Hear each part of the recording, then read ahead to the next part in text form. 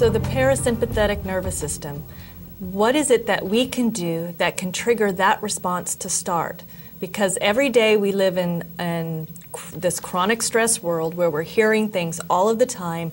I'm driving home, I'm bombarded with traffic, I'm thinking about the clients, and I've got to go home, I've got to pay my bills. By the time I get to sleep, I haven't triggered any kind of decompression or back to homeostasis. So what kinds of things can we do to start triggering that mechanism? Well, breathing. Breathing is one of the most important things that you can do and that you can regulate and is under your control. Breathing is an autonomic nervous system function, and it's also a parasympathetic nervous system function. So it's actually something that we can affect. And if we trigger a relaxation response through our breathing, then that's an awesome tool. There's a lot of power there, and it's very simple because we have to breathe. If you stop breathing for any short period of time, the results aren't pleasant. So let's do something about that. Let's control our breathing in such a way that we trigger the relaxation response through our parasympathetic nervous system.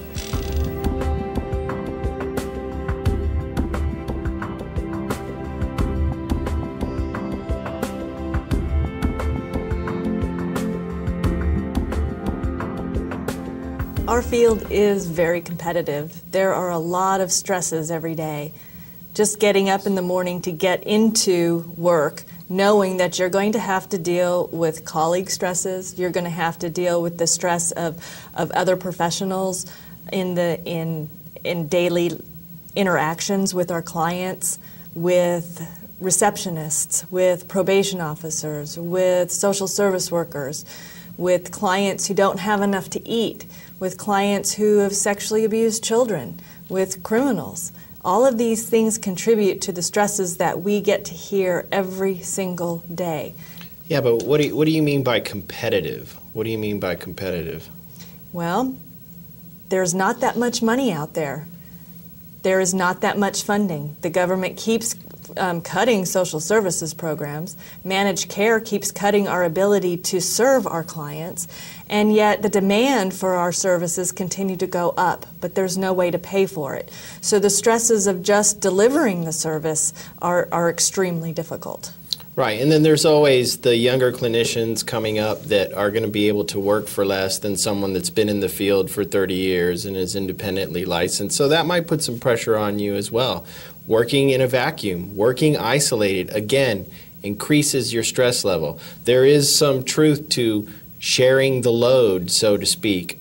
And when you spread out that responsibility among a group of your peers or a supervisor, it makes things a little bit easier on yourself. Well, the frustration also grows when there are obvious things that can be done to help mitigate the stress. There are obvious things that management can do to help their therapists and the clinicians be better able to handle their jobs, whether it's flexible schedules, allowing them to have breaks to breathe, to be able to take vacation and practice self-care. But many agencies and many different programs like in prisons don't allow for that.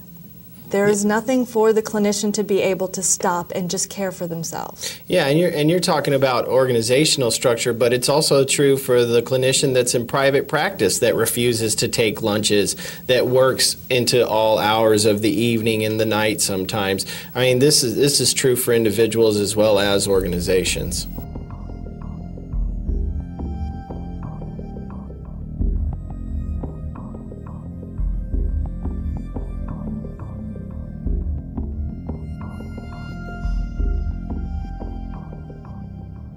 Vicarious trauma.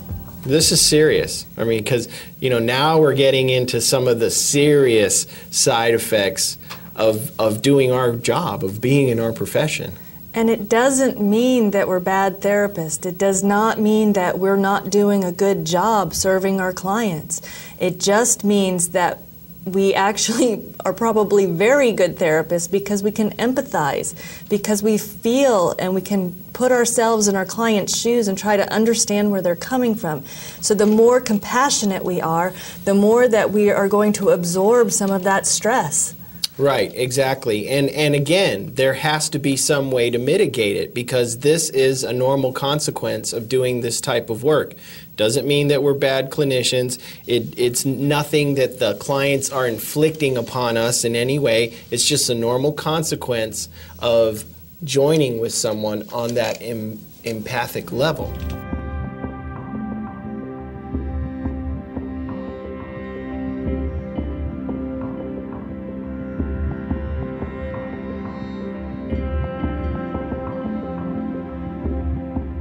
We have to be careful not to become jaded, because the stress reaction, the trauma that we experience secondary to our clients, we will get angry. It will change our perspective on the world. If you think back to when you first started this profession and you saw a young, early 20s guy walking into the park with this 5-year-old girl, cute little girl, and they go and they're playing on the swings and they're laughing and having a good time, like, oh, there's that dad bonding with his daughter. It's so, so sweet. Now you see that exact same situation. You're like, oh my God, is that a pedophile? Do I need to call the cops? What's going to happen? Exactly. So, over time we can become jaded in this profession. I mean, there is such a thing as black humor, where we tell jokes that aren't necessarily appropriate about our clients or our cases or about our situations. And again, it's just a way to try and relieve some of this chronic stress and this trauma that we get exposed to. I mean, some of us work in rape crisis centers, some of us work in prisons, like you were talking about, emergency rooms, all kinds of different places where you're constantly being exposed to a level of trauma that the average person doesn't have to experience. And as professionals, again, it's important that we find ways to deal with that chronic exposure to stress. Otherwise, we start slipping into vicarious trauma, which can be very serious and look very similar to PTSD.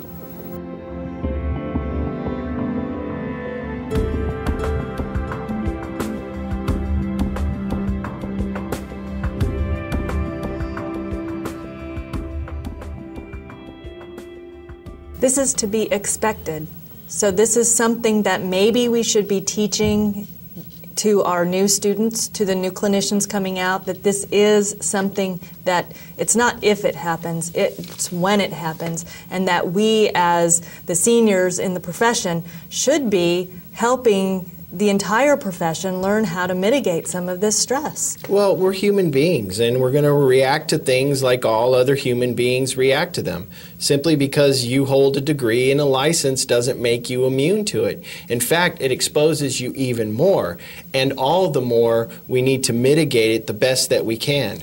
We don't want to have a bunch of clinicians and therapists out there who are all burnt out and practicing. It'll give profession a bad name, and ultimately it's going to hurt the people that we're trying to help. Well, and it does. I mean, think about what you hear in the press about people in our professions. You hear about the alcoholic substance abuse therapist. You hear about the therapist or the psychiatrist that's sleeping with their clients. I mean, and these are all symptoms of stress, and these are all situations where if they had been receiving supervision, perhaps they would have never happened. So vicarious traumatization is real, and we have to take steps to protect ourselves from it, especially when we're working in those high trauma intensive environments.